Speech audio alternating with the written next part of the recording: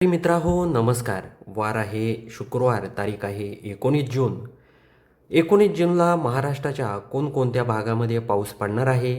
चला तर आजच्या व्हिडिओतून आपण जाणून घेणार आहोत. त्यामुळे व्हिडिओ शेवटपर्यंत पहा, कारण महाराष्ट्राच्या अनेक भागांमध्ये पाऊस पडण्याची दाट शक्यता आहे. त्यामुळं व्हिडिओ शेवटपर्यंत नक्की पहा. आपण सर्वात आधी जर मध्य महाराष्ट्रामध्ये जर बघितलं अहिल्यानगर परिसर, तर अहिल्यानगर परिसर जर आपण बघितला तर या परिसरामध्ये दिवसभर जर आपण जर बघितलं तर आपल्याला पूर्णपणे या परिसरामध्ये कोरडं वातावरण दिसत आहे.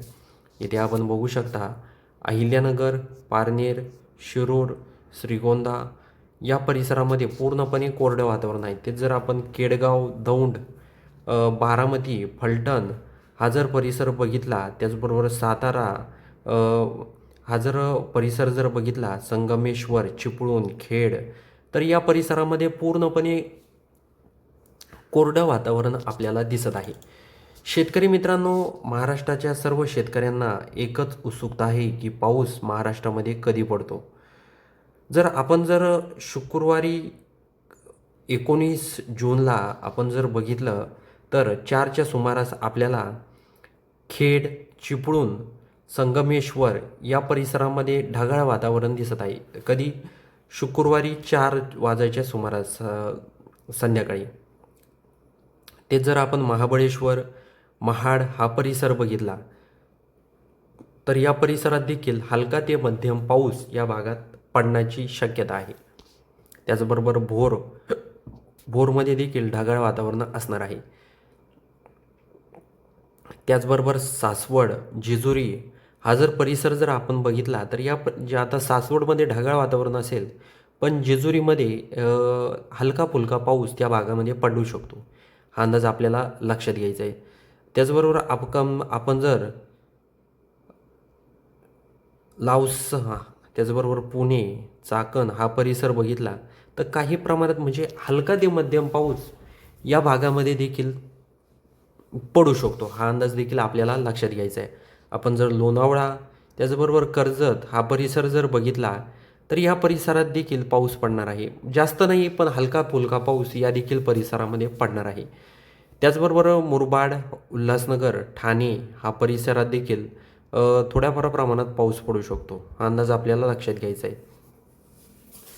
त्याचबरोबर जुन्नर, अंबी, आता इकडे अंबी परिसरामध्ये पाऊस पडू शकतो. जुन्नरमध्ये ढगाळ वातावरण काही प्रमाणात आहे. अकोले, संगमनेर, संगमनेरमध्ये जर आपण बघितलं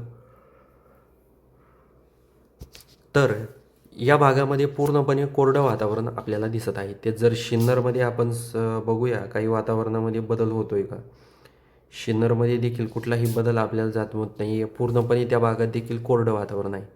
नाशिक, दिंडोरी, पेठ, त्र्यंबकेश्वर, त्याचबरोबर घोटी या परिसरात देखील हलका फुलका पाऊस पडणार आहे. हा अंदाज आपल्याला लक्षात घ्यायचा आहे. शेतकरी मित्रांनो, हा व्हिडिओ अत्यंत महत्त्वाचा आहे. त्यामुळं व्हिडिओ शेवटपर्यंत पहा, तरच तुम्हाला समजेल तुमच्या भागामध्ये शुक्रवारी 19 जूनला पावसाची काय परिस्थिती असणार आहे. त्याचबरोबर आपण जर वसई, विरार, ठाणे, आता ठाणेमध्ये जर आपण बघितलं मुंबई, ठाणे, नवी मुंबई या परिसरामध्ये काही प्रमाणात ढगाळ वातावरण असणार आहे. उरण, अलिबाग, मुरुड, जंजिरा, भरतखोल या परिसरामध्ये पूर्णपणे कोरडं वातावरण असण्याची शक्यता आहे. हा अंदाज आपल्याला लक्षात घ्यायचा आहे. हा जो अंदाज आहे हा शुक्रवारी 19 जूनचा संध्याकाळी 4 वाजायच्या सुमाराचा अंदाज आहे. म्हणजे काही भागात 4ला देखील पाऊस होणार आहे, काही भागात 6च्या आसपास देखील पाऊस पडू शकतो. आपण जर शिरपूर, अंबळनेर, धुळे हा जर परिसर बघितला, मालेगाव, सटाणा, मनमाड, चाळीसगाव, वैजापूर, आता संपूर्ण परिसर बघितला, पाचोरा, जळगाव, तर 4च्या सुमारास या भागात पूर्णपणे कोरडं वातावरण आहे. आणि संध्याकाळी जर आपण 6 वाजता जर बघितलं किंवा 6च्या पुढं रात्री 12पर्यंत जर बघितलं तर वातावरणामध्ये कुठलाही बदल आपल्याला जाणवत नाही. त्याचबरोबर बोदवड, चिखली, मेहकर, जालना, सिल्लोड, छत्रपती संभाजीनगर, पैठण, पाथर्डी, त्याचबरोबर जामखेड, करमाळा या भागात देखील 4 वाजता आणि 6ला देखील म्हणजे त्या दिवशी पूर्णपणे कोरडं वातावरण आहे. यवतमाळ, अमरावती, हिंगणघाट, नागपूर, आता या परिसरामध्ये आपण जर बघितलं तर पूर्णपणे या परिसरात देखील कोरडं वातावरण आहे. आता इथे शिवनी या परिसरात पाऊस पडण्याची शक्यता आहे.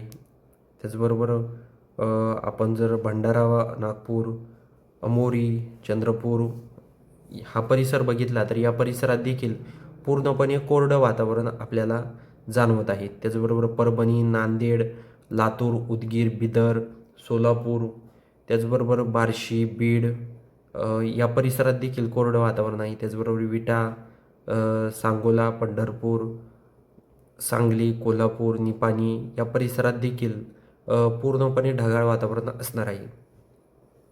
शेतकरी मित्रांनो, पाऊस आहे तो आहे कोल्हापूर, म्हणजे मालवणमध्ये पण नाही आहे जास्त प्रमाणात, म्हणजे जी समुद्र किनारपट्टी आहे या समुद्र किनारपट्टीमध्ये देखील पाऊस नाही आहे. म्हणजे पाऊस आहे पण थोड्या प्रमाणात पावसाला सुरुवात झालेली आहे.